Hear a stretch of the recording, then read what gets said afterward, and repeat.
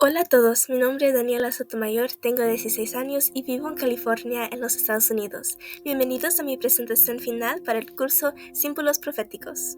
El versículo bíblico para este curso fue: Tú, oh rey, veías, y he aquí una gran imagen. Esta imagen, que era muy grande y cuya gloria era muy sublime, estaba en pie delante de ti, y su aspecto era terrible. Daniel 2, versículo 31. Y la cita inspirada del curso fue: se necesita un estudio mucho más detenido de la palabra de Dios, especialmente Daniel y el Apocalipsis deben recibir atención como nunca antes. La luz que Daniel recibió de Dios fue dada especialmente para estos postreros días, testimonios para los ministros. Durante este curso estudiamos sobre la estatua que el rey Nabucodonosor vio en su sueño. Esta historia se encuentra en Daniel capítulo 2. Cuando el rey tuvo este sueño fue muy perturbado, pero cuando se levantó, él olvidó su sueño. Llamando a sus hombres sabios, les preguntó a ellos que le dijeran qué era su sueño y qué significaba. Solo Daniel, después que oró a Dios por sabiduría, pudo explicar el sueño. ¿Y qué es lo que significaba? Vamos a ver qué significa la estatua. Empezamos con la cabeza de oro. Esta cabeza de oro representa el reino de Babilonia, que empezó en 612 a.C. y se acabó en 539 a.C. Era de oro porque este reino fue lo más poderoso y bello de todos los demás reinos representados en la estatua. Este reino de Babilonia era conocido por su riqueza y poder económica. Ahora veamos su paralelo con las bestias de Daniel capítulo 7. El reino de Babilonia fue representado por el león con alas, y esas alas eran alas de águila. La profecía dice que las alas del león fueron arrancadas y se le dio un corazón de hombre. Esto significa cómo Babilonia fue humillada y se le quitó su poder. Ahora veamos el pecho de plata, y este representa al reino de Medo-Persa, que empezó en 539 a.C. y duró hasta 331 a.C. Era de plata porque, aunque todavía era un metal preciosa, era inferior al oro. Plata era también primariamente usado para dinero en el reino de Medo-Persa. Vemos que Medo-Persa fue representado por el bestia del oso con 3 costillas en su boca. Estos 3 costillas representan los 3 reinos que Medo-Persa conquistó. Eran Egipto, Lidia y Babilonia. En la Biblia dice que este oso estaba levantado de un lado, que significa que su reino de Medo-Persa era inestable. Ahora vamos a ver el cintura y los muslos de bronce, y esto significaba el reino de Grecia, que empezó en 331 a.C. y duró hasta 168 a.C. Era de bronce en la estatua porque era inferior al oro y plata. También la armadura que los soldados usaban de Grecia era de bronce. Grecia fue representado por el bestia del leopardo con 4 cabezas y 4 alas. Las 4 alas representan la velocidad con la que Alejandro Magno conquistó la mayor parte del mundo conocido de la época, y las 4 cabezas representan los 4 generales que tomaron su control de su reino cuando murió. Ahora veamos las piernas de hierro, y estos representan al reino de Roma, que empezó en 168 a.C. y duró hasta 476 después de Cristo. Era de hierro en la estatua porque fueron muy fuertes los romanos. También Roma se conocía como los legiones de hierro. Además, su armadura fue hecha de hierro también.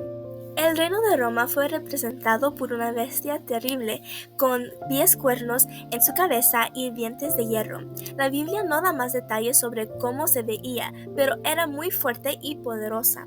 Los 10 cuernos representan los 10 reinos, que vemos representados también en los 10 dedos de los pies de la estatua, que veremos en breve. La Biblia dice que esta bestia visitó y destruyó todo lo que estaba en su camino, tal como hizo Roma al conquistar las tierras. Ahora veamos los pies de hierro mezclados con barro cocido, que significaba a los 10 reinos divididos, que empezaron en el año 466 después de Cristo y han continuado a nuestros días. Porque el hierro no se mezcla bien y fuerte con el barro significa que estos 10 reinos no se pueden unir para ser fuertes como eran antes.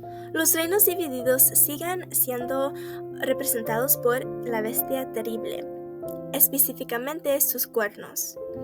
En esta parte de la profecía veamos algo nuevo, el cuerno pequeño. Este cuerno aparece en medio de los otros cuernos en la cabeza de esta bestia. Este cuerno pequeño representa al papado. Vemos una descripción de este cuerno en Daniel capítulo 7 versículos 24 al 25.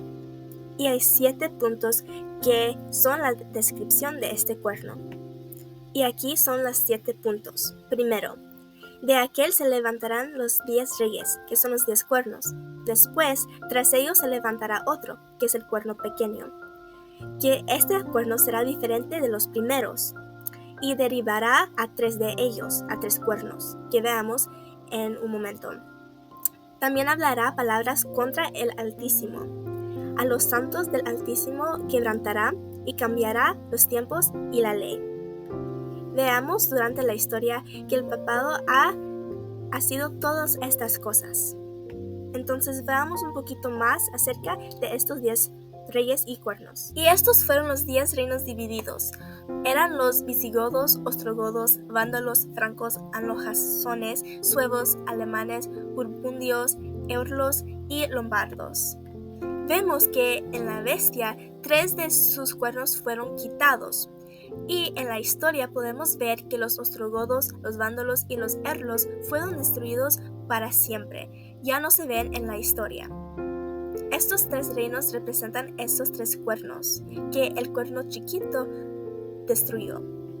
Pero todavía podemos ver algunos de estos reinos en nuestros días. Por ejemplo, los francos ahora son los franceses, los anglosajones son los ingleses, los de alemanes ahora son los alemanes y los lombardos son los italianos. Se le dio al cuerno pequeño un periodo de tiempo en el que tuvo poder absoluta.